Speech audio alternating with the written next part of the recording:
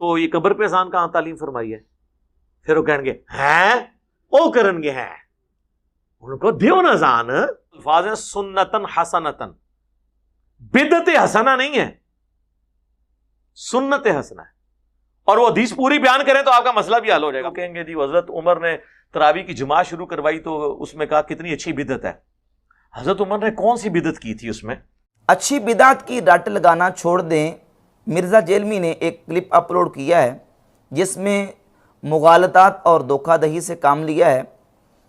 اس clip کے حوالے سے چند باتیں انشاءاللہ ہم بیان کریں گے.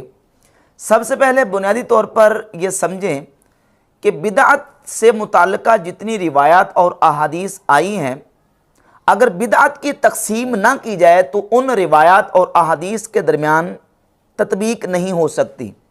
اور بالخصوص خلفائے راشدین اور صحابہ کرام رضی اللہ تعالی عنہم کے جن معمولات پر بدعت کا لفظ بولا گیا، بدعت کا اطلاق کیا گیا، ان معاملات کو اور ان معمولات کو بدعت سیئہ سے باہر نہیں نکالا جا سکتا اگر بدعت کی تقسیم بدعت حسنہ اور بدعت سیئہ کے ساتھ نہ کریں.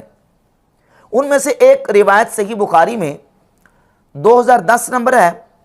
سیدنا عمر فاروق رضی اللہ تعالی عنہ نے اپنے دور خلافت میں صحابہ کرام رضی اللہ تعالی عنہم کو ایک قاری قرآن کے پیچھے نماز تراویح کے لیے جمع کیا، اور پھر مسلسل صحابہ کرام ایک قاری کے پیچھے نماز تراویح اکٹھے ہو کے پڑھنا شروع ہو گئے. تو حضرت عمر رضی اللہ تعالی عنہ نے دیکھا اور دیکھ کے فرمایا نعم البدعۃ ھذہ، یہ کتنی اچھی بدعت ہے. حضرت عمر رضی اللہ تعالی عنہ نے فعل مدح نعمہ کا استعمال کر کے بدعت کی مدح اور اس کی توصیف کی ہے. نعم البدعۃ ھذہ، یہ کتنی اچھی بدعت ہے، کتنی اچھی بدعت ہے. اب اس روایت کے اوپر مغالطہ دیتے ہوئے مرزا جیلمی کہتا ہے کہ دیکھیں جی حضرت عمر نے کون سی بدعت جاری کی تھی؟ حضرت عمر نے تو ایک سنت طریقہ ہی جو ہے اس کو رائج کیا تھا. حضرت عمر نے کون سی بدعت جاری کی تھی؟ تو اس کا جواب یہ ہے کہ یہ آپ کو زیادہ پتہ ہے کہ حضرت عمر کو زیادہ پتہ ہے؟ عربی گرامر تمہیں زیادہ آتی ہے یا عربی زبان حضرت عمر کو زیادہ آتی تھی؟ حضرت عمر رضی اللہ تعالیٰ عنہ کہہ رہے ہیں کہ نعم البدعۃ ھذہ. اگر حضرت عمر یہ سمجھتے ہوتے کہ یہ مسلسل سلسلہ ایسے سنت کے مطابق چلا آ رہا ہے تو وہ یہ کہہ سکتے تھے کہ نعم السنۃ ھذہ. اگر وہ سنت ہی تھا تو وہ کہتے یہ کتنی اچھی سنت ہے. جبکہ حضرت عمر نے کیا کہا؟ نعم البدعۃ ھذہ، یہ کتنی اچھی بدعت ہے. اگر وہ سنت ہوتا طریقہ مسلسل اسی طریقے سے جاری و ساری ہوتا تو حضرت عمر کہہ دیتے کہ نعم السنۃ ھذہ، جبکہ وہ فرما رہے کہ نعم البدعۃ ھذہ، یہ کتنی اچھی بدعت ہے. اور باقی رہ گئی بات یہ کہ حضرت عمر رضی اللہ تعالیٰ عنہ کا اس پر بدعت کا اطلاق کرنا اور پھر بدعت کو اچھی کہنا، یہ اس بات کی واضح دلیل ہے کہ بدعت کی تقسیم کرنی پڑے گی بدعت حسنہ کے ساتھ اور بدعت سیئہ کے ساتھ. اور اسی گفتگو میں مرزا جیلمی کہتا ہے کہ یہ بریلوی لوگ ہیں، یہ کہتے ہیں کہ جس کام سے منع نہیں کیا گیا وہ اچھا ہو تو اس کو کر لینا چاہیے. حالانکہ یہ بھی جو ہمارا موقف ہے وہ حدیث سے ثابت ہے، انشاءاللہ اس پر میں بات کرتا ہوں. تو اچھا کر لینا چاہیے تو پھر آپ نماز عید کے لیے اذان کیوں نہیں دلواتے؟ نماز عید کے لیے اذان بھی دلوایا کریں. اذان اچھا عمل ہے، نیک عمل ہے، تو عید کے لیے اذان بھی دلوایا کریں. اس کا جواب میں پیش کرتا ہوں. پہلے یہ بات سمجھیں کہ اچھا عمل جو ہے اس کو کر لینا چاہیے اگر اس سے منع نہیں کیا گیا. یہ جو ہمارا دعویٰ ہے یہ کہاں سے ثابت ہے؟ یہ بھی صحیح بخاری سے ثابت ہے. صحیح بخاری میں 4986 نمبر حدیث ہے. حضرت سیدنا ابو بکر صدیق رضی اللہ تعالیٰ عنہ کے دور خلافت میں جب قرآن کے قاری اور حافظ صحابہ کرام رضی اللہ تعالیٰ عنہم شہید ہوتے جا رہے تھے تو حضرت عمر نے حضرت ابو بکر صدیق رضی اللہ تعالیٰ عنہ کو مشورہ دیا اور حضرت عمر رضی اللہ تعالیٰ عنہ نے کہا کہ انی ارا ان تأمرا بجمع القرآن، میرا خیال یہ ہے کہ آپ قرآن کو جمع کرنے کا حکم دے دیں، آرڈر جاری کر دیں. تو حضرت ابو بکر صدیق نے کیا کہا؟ آپ نے کہا کیف تفعل شیئا لم یفعلہ رسول اللہ صلی اللہ علیہ وآلہ وسلم، اے ابو بکر، اے عمر، تم وہ کام کیسے کرو گے جو کام رسول اللہ صلی اللہ علیہ وآلہ وسلم نے نہیں کیا؟ تو حضرت عمر نے فوراً جواب دیا ھذا واللہ خیر، اے ابو بکر اللہ کی قسم یہ کام ہے اچھا. تو حضرت عمر نے جب کہا کہ اللہ کی قسم یہ کام اچھا ہے، صدیق اکبر کہتے ہیں کہ لم یزل عمر یراجعنی حتی شرح اللہ صدری لذالک، عمر مجھے کہتے رہے حتیٰ کہ اس کے لیے، ان کی بات کے لیے اللہ نے میرے سینے کو کھول دیا، اور میں بھی اس بات پر متفق ہو گیا کہ یہ کام اللہ کے رسول صلی اللہ علیہ وسلم نے کیا نہیں ہے، کرنے کا حکم نہیں دیا، لیکن چونکہ کام اچھا ہے تو اس کو کر لینا چاہیے۔ پھر حضرت ابوبکر صدیق نے حضرت زید رضی اللہ تعالیٰ عنہ سے کہا کہ آپ قرآن پاک کو جمع کریں، انہوں نے بھی یہی کہا کہ کیف تفعلون شیئا لم یفعلہ رسول اللہ صلی اللہ علیہ وسلم، اے ابو بکر عمر تم وہ کام کیسے کرو گے جو کام رسول اللہ صلی اللہ علیہ وآلہ وسلم نے نہیں کیا؟ تو صدیق اکبر نے ان کو یہی جواب دیا کہ یہ کام حضور نے نہیں کیا، کرنے کا حکم نہیں دیا، لیکن یہ کام اچھا ہے، کر لینا چاہیے۔ تو لہذا صحابہ اکرام اس بات پر متفق ہو گئے کہ کوئی کام اگر نبی کریم علیہ الصلوۃ والسلام نے نہ بھی کیا ہو، حضور نے کرنے کا حکم نہ بھی دیا ہو، لیکن وہ خیر والا ہو، بہتر ہو، بلائی والا ہو، تو اس کو کرنے پر صحابہ اکرام کا اتفاق ہو گیا کہ اس کام کو کر لینا چاہیے۔ اب رہ گئی بات کہ عید کے لیے اذان کیوں نہیں دلوائی جاتی؟ اگر یہ منع ہے، اگر یہ نیکی کا کام ہے تو اس کو کرنا چاہیے، تو ہم کہتے ہیں کہ یہ اس لیے ہم نہیں دلواتے کہ یہ منع ہے، یہ منع ہے۔ اب منع جو ہے اس کے لیے بھی عقل کی ضرورت ہے اس کو سمجھنے کی کہ کسی چیز کی ممانعت جو ہے وہ کس طریقے سے ثابت کی جاتی ہے۔ یہ سمجھیں کہ کبھی ممانعت جو ہے وہ ثابت ہوتی ہے صراحتاً، کبھی اشارتاً، کبھی تصریحاً، کبھی تلویحاً، یہ بھی ایک ممانعت کا طریقہ ہے۔ کبھی ممانعت واضح صاف لفظوں میں صراحتاً ثابت ہوتی ہے، اور کبھی اشارتاً کسی چیز کی ممانعت ثابت ہوتی ہے۔ اور ممانعت کے لیے جو سیغے استعمال کیے گئے ہیں وہ 5 قسم کے سیغے ہیں، اس میں سے ایک سیغہ ہے جب نکرہ تحت نفی داخل ہو اور اس سے بھی ممانعت ثابت ہوتی ہے۔ اس کی ایک مثال صحیح بخاری سے، صحیح بخاری میں حدیث ہے 586 نمبر کہ نبی پاک صلی اللہ علیہ وآلہ وسلم نے فرمایا لا صلاۃ بعد الصبح حتی ترتفع الشمس، صبح کی نماز کے بعد کوئی نماز نہیں ہے حتیٰ ترتفع الشمس، حتیٰ کہ سورج طلوع ہو جائے، یعنی صبح کی نماز پڑھنے کے بعد سورج طلوع ہونے تک کوئی نماز پڑھنا جائز نہیں۔ یہاں لفظ کیا ہے؟ لا صلاۃ بعد الصبح، صبح کی نماز کے بعد کوئی نماز نہیں ہے۔ اسی طرح قرآن مجید میں سورۃ البقرہ کی 197 نمبر آیت میں ہے کہ لا رفث ولا فسوق ولا جدال فی الحج، حج کے دنوں میں نہ بیوی سے مجامت کی بات کرنا جائز ہے، نہ فسق و فجور کرنا جائز ہے، اور نہ ہی جنگ و جدل کرنا جائز ہے، لڑائی جھگڑا کرنا بھی جائز نہیں ہے۔ وہاں بھی نکرہ تحت نفی داخل ہے، اور یہاں یہ جو سیغہ ہے یہ ممانعت کا سیغہ ہے۔ اب اس کو سمجھیں کہ جب آتی ہے بات نماز عید کے لیے اذان کی، تو سیدنا جابر رضی اللہ تعالیٰ عنہ سے صحیح بخاری مسلم میں متفق علیہ حدیث ہے، حضرت جابر رضی اللہ تعالیٰ عنہ فرماتے ہیں کہ نبی پاک صلی اللہ علیہ وآلہ وسلم کے دور پاک میں حضرت ابو بکر اور حضرت عمر رضی اللہ تعالیٰ عنہ کے دور پاک میں نماز عید کے لیے اذان نہیں ہوتی تھی، نماز عید کے لیے اذان نہیں دلوائی جاتی تھی۔ اب یہ دیکھیں ایک ہے عدم ذکر اور ایک ہے ذکر عدم۔ عدم ذکر کا مطلب ہے کہ کسی چیز کا ذکر نہ ہونا، اور ایک ہے ذکر عدم۔ ذکر عدم کا مطلب ہے کہ کسی چیز کے نہ ہونے کا ذکر ہونا۔ تو عدم ذکر سے ممانعت ثابت نہیں ہوتی، لیکن ذکر عدم سے ممانعت ثابت ہوتی ہے۔ اب یہاں ذکر عدم ہے، یعنی اذان نہ ہونے کا ذکر ہے، تو ذکر عدم سے ممانعت بھی ثابت ہوتی ہے۔ اور ایک اور اصول ہے فقہ کا کہ السکوت فی معرض البیان بیان، کسی جگہ پہ بیان کرنے کی ضرورت تھی اور وہاں بیان نہیں کیا گیا، اور معرض بیان میں سکوت یہ بیان سمجھا جاتا ہے جس سے ممانعت ثابت ہوتی ہے۔ اب عید کے لیے اذان جو ہے یہ منع ہے، کیوں؟ اس لیے کہ اس کا ذکر عدم بھی موجود ہے، اور السکوت فی معرض البیان بیان کے تحت بھی یہاں جو ہے وہ نماز عید کے لیے اذان نہیں دلوائی جائے گی، کیونکہ یہ منع ہے۔ اور پھر سیغے بھی اس کے الفاظ موجود ہیں۔ صحیح مسلم میں 2049 نمبر حدیث ہے، حضرت جابر رضی اللہ تعالیٰ فرماتے ہیں لا اذان للصلاۃ یوم الفطر، نماز عید الفطر کے دن اذان نہیں ہے۔ لا اذان للصلاۃ یوم الفطر، فرماتے ہیں فطر کے دن اذان نہیں ہے۔ تو اس سے بھی ثابت ہوا کہ نماز عید کے لیے اذان دینا منع ہے۔ اچھا، اس کے ساتھ ساتھ اپنی اس گفتگو میں مرزا نے ایک بات اور کی، اچھا پہلے صحیح بخاری کے والے سے ایک بات اور کر دوں. صحیح بخاری میں سیدنا عبداللہ ابن عمر رضی اللہ تعالی عنہ سے ایک روایت 1775 نمبر حدیث موجود ہے. جب ان سے نماز چاشت کے بارے میں پوچھا گیا، صلاۃ الضحیٰ کے بارے میں، کہ صلاۃ الضحیٰ نماز چاشت یہ پڑھنا جائز ہے کہ نہیں، تو آپ نے فرمایا کہ بدعتن. 1775 نمبر حدیث ہے صحیح بخاری میں کہ نماز چاشت بدعت ہے. یہاں یہ بات سمجھیں، نماز چاشت کیا رسول اللہ صلی اللہ علیہ وآلہ وسلم سے پڑھنا ثابت ہے؟ تو ثابت ہے. نبی پاک صلی اللہ علیہ وآلہ وسلم سے نماز چاشت پڑھنا ثابت ہے. حضرت ام ہانی رضی اللہ تعالی عنہ کی حدیث صحیح بخاری میں موجود ہے. لیکن سیدنا عبداللہ ابن عمر اور حضرت عائشہ صدیقہ رضی اللہ تعالی عنہ وہ یہ سمجھتے تھے کہ نبی کریم علیہ الصلوۃ والسلام نے نماز چاشت نہیں پڑھی. صحیح بخاری میں سیدہ عائشہ صدیقہ رضی اللہ تعالیٰ عنہ سے حدیث ہے 1177، رسول اللہ صلی اللہ علیہ وسلم نے نماز چاشت نہیں پڑھی.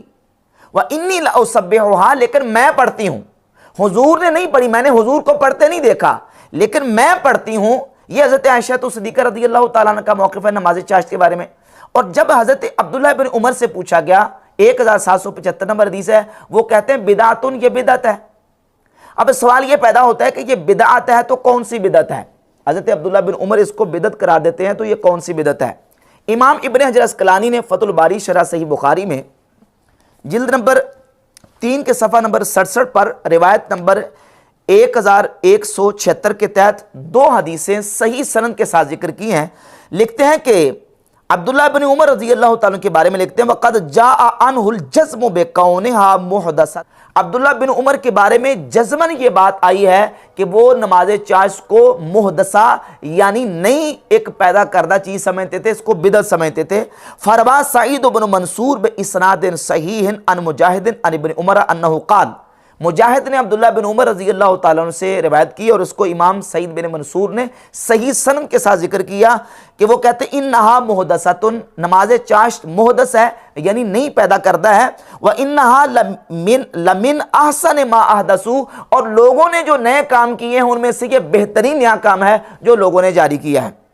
اور آگے امام ابن حجر فرماتے ہیں روا ابن ابی شیبہ بِإِسْنَادٍ صحیح. امام ابو بکر ابن ابی شیبہ نے صحیح سند کے ساتھ عبداللہ ابن عمر رضی اللہ تعالیٰ عنہ سے اس کو ذکر کیا ہے کہ عبداللہ بن عمر سے پوچھا گیا سألت ابن عمر عن صلاۃ الضحیٰ. عارج راوی کہتے ہیں کہ میں نے عبداللہ بن عمر سے نماز چاشت کے بارے میں پوچھا. فقال بدعۃ ونعمت البدعۃ، تو عبداللہ بن عمر نے کہا یہ بدعت ہے پر اچھی بدعت ہے.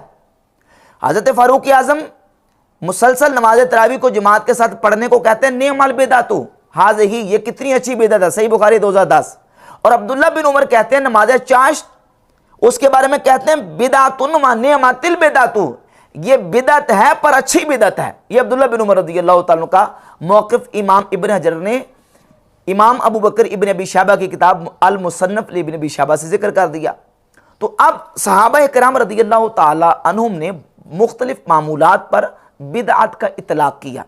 سوال یہ ہے پھر صرف بدعت کا اطلاق نہیں کیا بلکہ نعم البدعت کا، اچھی بدعت کا اطلاق کیا. اس کے ساتھ ایک اور مثال جو کہ صحیح بخاری میں موجود ہے کہ سیدنا عثمان غنی رضی اللہ تعالیٰ عنہ کا دور خلافت آیا تو حضرت عثمان غنی رضی اللہ تعالیٰ عنہ نے اپنے دور خلافت میں جمعے کی ایک دوسری اذان شروع کروائی. صحیح بخاری میں 915 نمبر حدیث ہے. حضرت عثمان غنی نے جمعے کی دوسری اذان شروع کروائی اور یہ معاملہ ایسے ہی بعد میں جاری و ساری رہا امت میں کہ امت جمعے کی دوسری اذان حضرت عثمان غنی رضی اللہ تعالیٰ عنہ کی سنت سمجھ کے اس پر عمل کرتی رہی اور آج بھی کر رہی ہے. اور مکہ اور مدینہ، مسجد حرم اور مسجد نبوی میں بھی یہ اذان جمعے کی 2 ہی ہو رہی ہیں، ایک وہ جو رسول اللہ صلی اللہ علیہ وآلہ وسلم نے دلوائی تھی اور دوسری اذان جو حضرت عثمان غنی رضی اللہ تعالیٰ عنہ نے دلوائی تھی. صحیح بخاری میں 915 نمبر حدیث اور 913 916 مختلف احادیث موجود ہیں. اب اس اذان جو ہے جو حضرت عثمان غنی دلائی ہے دوسری اذان، دوسری زمانے کے اعتبار سے اور پہلی ہے ترتیب کے اعتبار سے. ترتیب کے اعتبار سے پہلی یعنی یہ جو 12:30 بجے اذان ہوتی ہے یہ اذان حضرت عثمان غنی رضی اللہ تعالی عنہ نے دلوائی تھی. اس اذان کے بارے میں تبصرہ کرتے ہوئے سیدنا عبداللہ ابن عمر رضی اللہ تعالیٰ عنہ نے جو کلمات فرمائے ہیں وہ دیکھیں، یہ المصنف لابن ابی شیبہ، یہ میرے پاس جو نسخہ ہے اس کی جلد نمبر 4 صفحہ 132 اور حدیث کا نمبر ہے 5479۔ عبداللہ بن عمر کہتے ہیں الاذان الاول یوم الجمعۃ بدعۃ، جمعے کی پہلی اذان جو 12:30 بجے دی جاتی ہے یہ بدعت ہے، جمعے کی پہلی اذان بدعت ہے۔ حضرت عبداللہ بن عمر رضی اللہ تعالیٰ عنہ عثمان غنی کی دلوائی ہوئی اس دوسری اذان کو بدعت قرار دے رہے ہیں۔ تو اب سوال یہ پیدا ہوتا ہے کہ یہ کون سی بدعت ہے؟ اگر کوئی کہے کہ یہ بدعت دالہ ہے تو اس سے کیا ثابت ہوگا کہ حضرت عثمان غنی نعوذ باللہ بدعت دالہ کے ایجاد کرنے والے تھے، بدعت دالہ اور گمراہ اور جہنم میں جانے والا کام کرنے والے تھے نعوذ باللہ تعالیٰ۔ تو اس سے مراد یہی ہے کہ حضرت عثمان غنی نے جو دوسری اذان دلوائی ہے، حضرت عبداللہ بن عمر نے اس کو بدعت کہا ہے تو وہ نعم البدع میں شامل ہے، بدعت دلالہ میں شامل نہیں ہے۔ اسی طریقے سے نماز چاشت کو اگر حضرت عبداللہ بن عمر نے بدعت کہا ہے تو وہ بھی کہا نعمت البدع، تو وہ اچھی بدعت ہے۔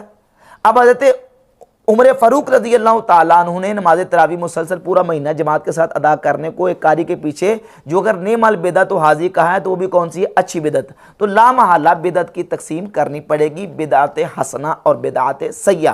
اگر یہی رٹ لگائے رکھیں کہ بدعت کی کوئی تقسیم نہیں، اور پھر یہ بار بار یہ مرزا جرمی جو ہے یہ ڈالتا ہے بریلویوں کے اوپر، بریلوی یہ کہتے ہیں، حالانکہ صحابہ اکرام نے ان الفاظ کا اطلاع کیا، تابعین، تبع تابعین، ائمہ محدثین نے بھی ان روایات کو جمع تطبیق دے کے یہی فیصلہ اور نتیجہ نکالا ہے کہ بدعت کی دو قسمیں ہیں۔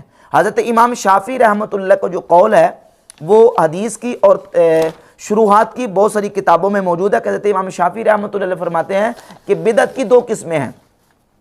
اس کو نقل کیا ہے امام ابن حجر اسقلانی نے فتح الباری شرح صحیح بخاری کی جلد نمبر 13 صفحہ نمبر 253 پر، سیر اعلام نبلا جلد نمبر 8 صفحہ نمبر 266 پر امام شافعی فرماتے ہیں بدعت کی دو قسمیں، ایک بدعت حسنہ اور ایک بدعت سیئہ۔ دیگر محدثین کے حوالہ جات موجود ہیں۔ سردست ہم صرف حدیث کے حوالے سے بات کریں گے کہ صحابہ اکرام رضی اللہ تعالیٰ عنہم نے مختلف معمولات پر بدعت کا اطلاق کیا اور اس پر بدعت کا لفظ بولا ہے۔ تو جہاں صحابہ اکرام اور خلفائے راشدین کے معمولات پر اور اعمال پر بدعت کا اطلاق کیا گیا تو وہاں بدعت حسنہ مراد ہے، بدعت سیئہ مراد نہیں ہے۔ اچھا، ایک یہاں بات یہ بھی کرتے ہیں جی صحابہ اکرام کے جو معمولات ہیں نا تو وہ معمولات سنت کی کیٹیگری میں آ جائیں گے، سنت میں داخل ہو جائیں گے، وہ بدعت نہیں ٹھہریں گے۔ پہلی بات تو یہ کہ صحابہ اکرام خود اس پر بدعت کا اطلاق کر رہے ہیں، اور دوسری بات یہ ہے کہ کیا صحابہ اکرام کو بدعتیں ایجاد کرنے کی اجازت تھی؟ من احدث فی امرنا ھذا ما لیس منہ فہو رد، اس میں تو من عموم کے لیے ہے، صدیق اکبر سے لے کر قیامت تک آخری مسلمان مومن تک کے لیے حکم ہے کہ من احدث فی امرنا ھذا ما لیس منہ فہو رد، تمام صحابہ کے لیے ہے کہ جس نے ہمارے اس دین میں کوئی ایسا کام ایجاد کیا، کوئی ایسا کام نکالا جو اس دین میں نہیں ہے، یعنی اس دین کے خلاف ہے، اس دین اور شریعت اور قرآن و حدیث کے خلاف جاتا ہے تو وہ مردود ہے۔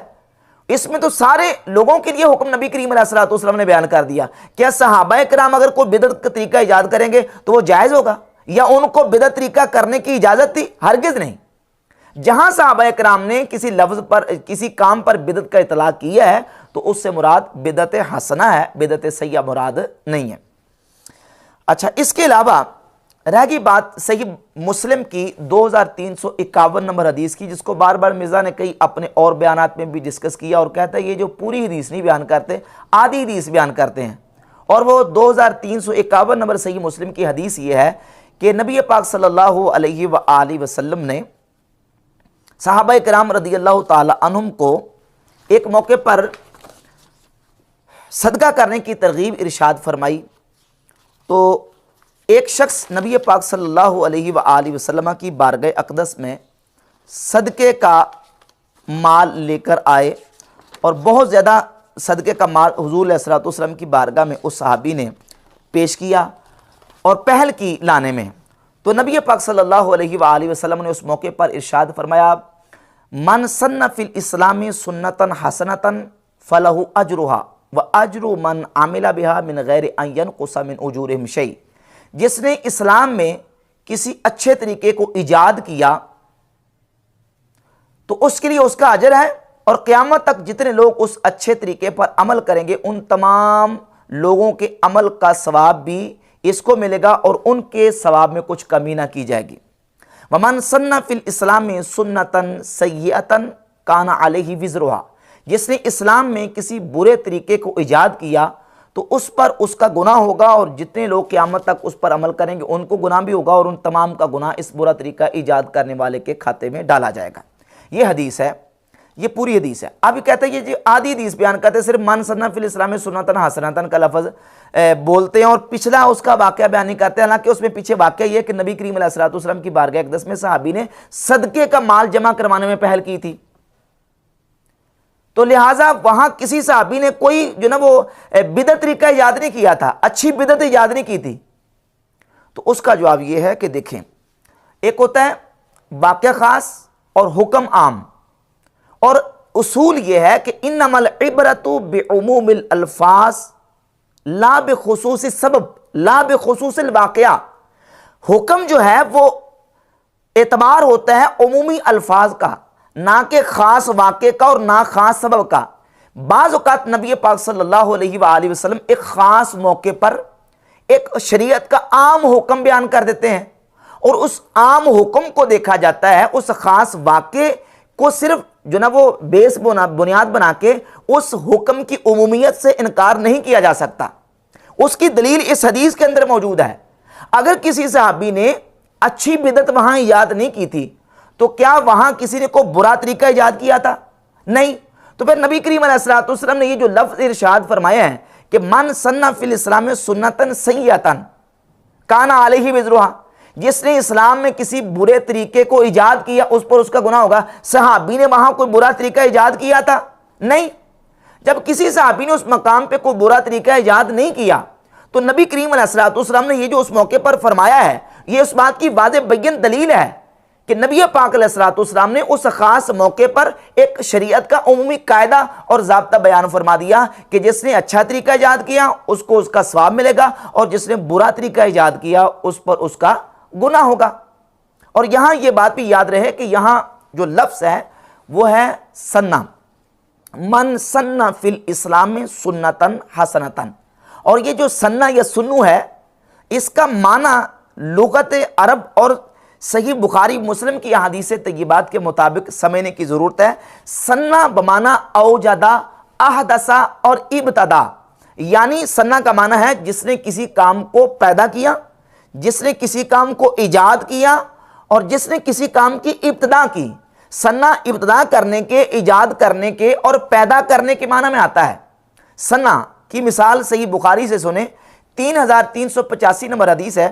نبی پاک صلی اللہ علیہ وآلہ وسلم نے فرمایا کہ جو بھی دنیا میں قتل کیا جائے گا، جو جان ظلمن قتل کی جائے گی، تو اس ظلمن قتل کی گئی جان کا جو اس کا قتل ہے نا، اس کے قتل کا گناہ جو ہے، فرمایا کہ وہ آدم علیہ الصلوۃ والسلام کے اس بیٹے کے نامہ اعمال میں ڈالا جائے گا۔ اول من سن القتل، جس نے سب سے پہلے قتل کا طریقہ ایجاد کیا۔ یہاں پہلے سے کوئی قتل کا طریقہ موجود نہیں تھا کہ جس کو رائج کر دیا، بلکہ قتل کے طریقے کی ابتدا کی، آغاز کیا ہے قابیل نے، جو کہ آدم علیہ الصلوۃ والسلام کے بیٹے تھے۔ تو فرمایا کہ جس نے قتل کا طریقہ ایجاد کیا، سب سے پہلے قتل کا طریقہ شروع کیا، تو جتنے قتل دنیا میں ہوں گے ان تمام قتل کا جو گناہ ہے وہ آدم علیہ السلام کے بیٹے قابیل کے نامہ اعمال میں اس کا گناہ ڈالا جائے گا۔ اول من سن القتل، جس نے سب سے پہلے قتل کا طریقہ ایجاد کیا۔ ایسے ہی صحیح بخاری میں 3045 نمبر حدیث ہے کہ نبی کریم صلی اللہ علیہ وآلہ وسلم کے صحابی تھے خبیب رضی اللہ تعالی عنہ کو جب مشرکین پھانسی دینے لگے، قتل کرنے لگے، تو آپ نے کہا مجھے 2 رکعت نماز پڑھ لینے دو، تو آپ نے اس وقت 2 رکعت نماز پڑھی۔ امام بخاری رحمۃ اللہ صحیح بخاری میں 3045 نمبر روایت نقل کرتے ہیں، فَقَانَ خُبَیب هُوَ سَنَّ الرَّکَعَتَیْن، حضرت خبیب وہ شخص ہیں پہلے کہ هُوَ سَنَّ الرَّکَعَتَیْن لِكُلِّ امْرٍ مُسْلِمٍ قُتِلَ صَبْرًا، کہ جنہوں نے ان مسلمانوں کے لیے جن کو جو نا وہ ظلماً شہید کیا جائے، ان کے لیے 2 رکعت قتل ہونے سے پہلے، شہادت سے پہلے 2 رکعت نماز پڑھنے کا طریقہ ایجاد کیا۔ سن الرکعتین، 2 رکعت پڑھنے کا طریقہ ایجاد کیا۔ تیسری حدیث سنن ابی داؤد میں 506 نمبر ہے کہ حضرت سیدنا معاذ ابن جبل رضی اللہ تعالیٰ عنہ مسجد میں نماز پڑھنے کے لیے نبی پاک صلی اللہ علیہ وآلہ وسلم نے نماز کچھ رکعتیں حضور نے پڑھا دی تھیں. یہ بات میں آئے انہوں نے حضور کے سلام پھیرنے کے بعد جو رکعتیں رہتی تھیں ان کو کھڑے ہو کے ادا کیا. تو نبی کریم علیہ الصلوۃ والسلام نے دیکھا اور دیکھ کے صحابہ کرام سے فرمایا کہ قد سن لکم معاذ فہاکذا فافعلوا، معاذ نے تمہارے لیے ایک طریقہ ایجاد کر دیا ہے، جس طرح معاذ نے کیا تم اسی طریقے سے کیا کرو. یہاں بھی سنہ جو ہے وہ اوجدہ اور احدثہ اور ابتدا کے معنی میں استعمال ہوا ہے.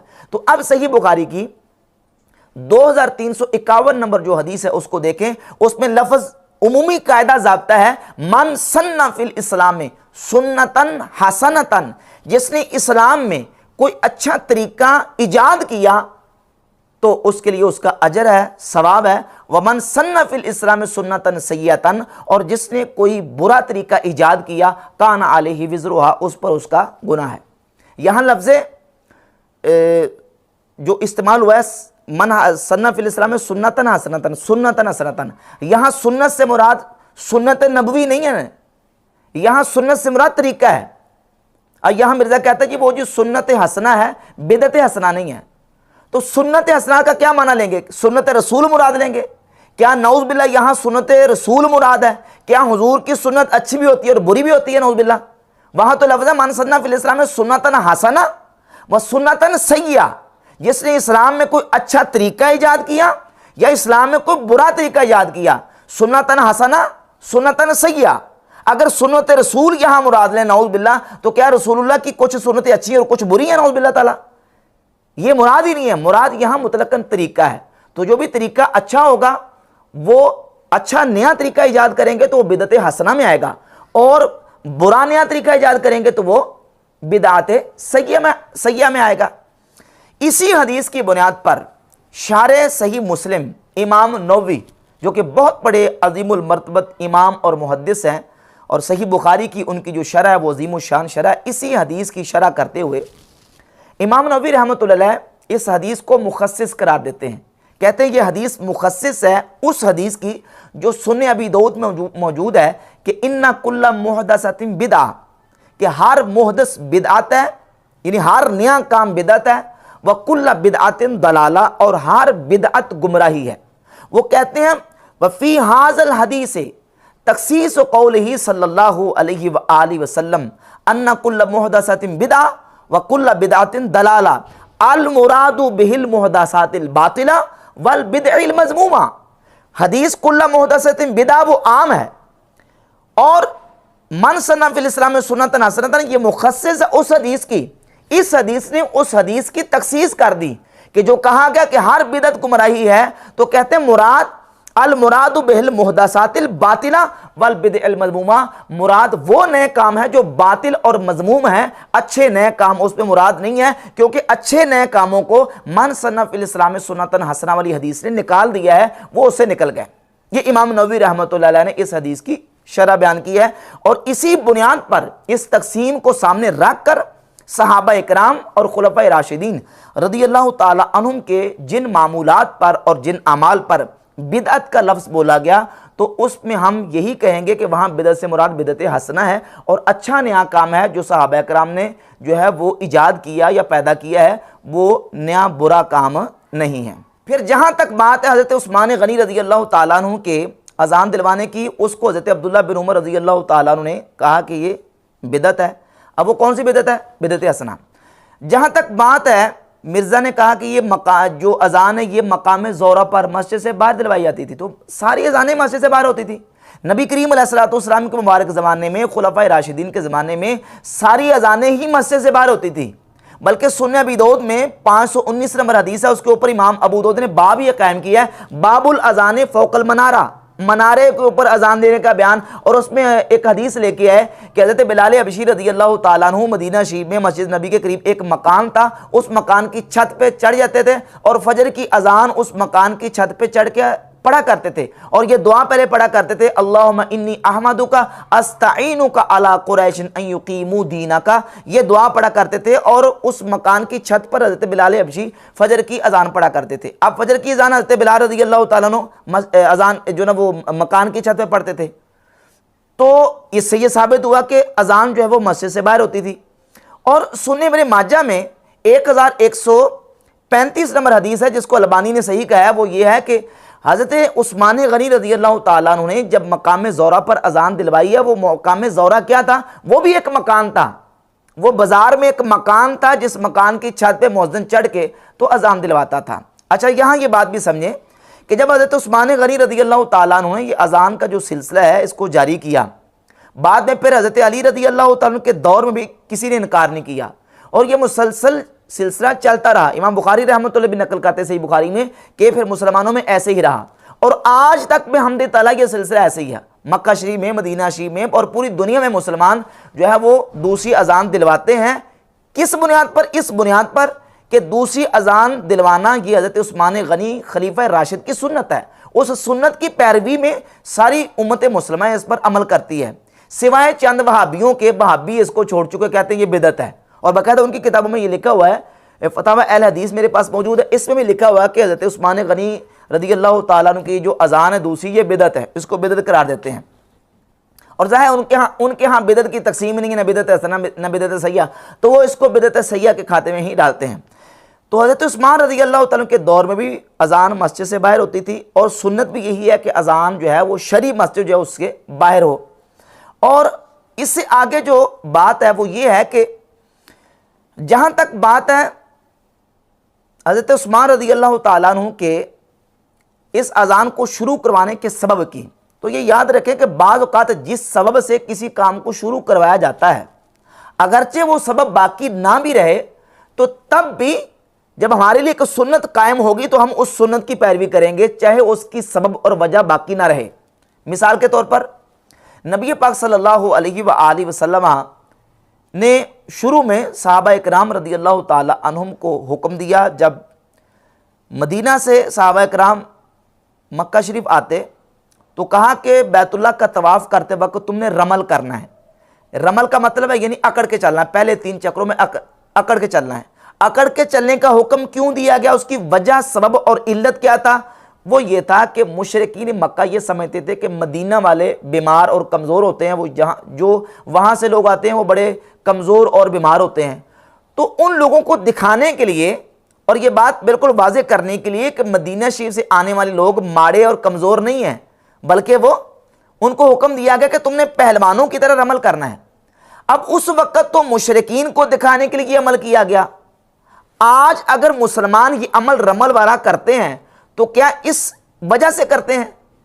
وجہ تو ختم ہو چکی ہے، وجہ جاتی رہی ہے، لیکن چونکہ یہ ایک عمل جو ہے وہ سنت قرار پایا، تو اگرچہ اس کی وجہ ختم ہو گئی ہے، وہ سنت اسی طریقے سے کنٹینیو باقی رہے گی۔ حضرت عثمان غنی رضی اللہ تعالیٰ عنہ نے جس وجہ سے اذان شروع کروائی، وہ وجہ اگرچہ چلی بھی جائے، لیکن چونکہ خلیفہ راشد کی سنت ٹھہری اور پھر امت میں یہ عمل رائج رہا، جاری رہا، تو اب وجہ ختم ہونے کے باوجود بھی وہ عمل ایسے ہی ہمارے لیے سنت قرار پائے گا، کیونکہ نبی پاک صلی اللہ علیہ وآلہ وسلم نے فرمایا علیکم بسنتی وسنت الخلفاء المہدیین الراشدین، تم پر میری اور میرے مہدیین اور راشدین خلفاء کی سنت لازم ہے۔ تو صحابہ کرام رضی اللہ تعالیٰ عنہم خلفاء راشدین کی سنت جو ہے وہ چونکہ امت پر لازم ہے، اس لیے جمعے کی دوسری اذان بھی خلیفہ راشد عثمان غنی رضی اللہ تعالیٰ عنہ کی سنت سمجھ کے اس وقت بھی حمد تعالیٰ امت اس پر عمل پیرا ہے، سوائے چند وہابیوں کے۔ اور مرزا چونکہ وہابیوں کا چورن بیچتا ہے اور اس نے بات جو نا وہ وہی کرنی ہوتی ہے جو اس کے بابوں نے کی ہے، زبیر علی زئی نے اور دیگر ان کے وہابی علماء نے، تو اس اعتبار سے کہتا ہے جی اب وہ ضرورت نہیں رہی، ضرورت نہ بھی رہے تب بھی وہ سنت ہے، کیونکہ وہ خلیفہ راشد کی سنت ہے اور خلیفہ راشد کی سنت امت پر لازم ہے۔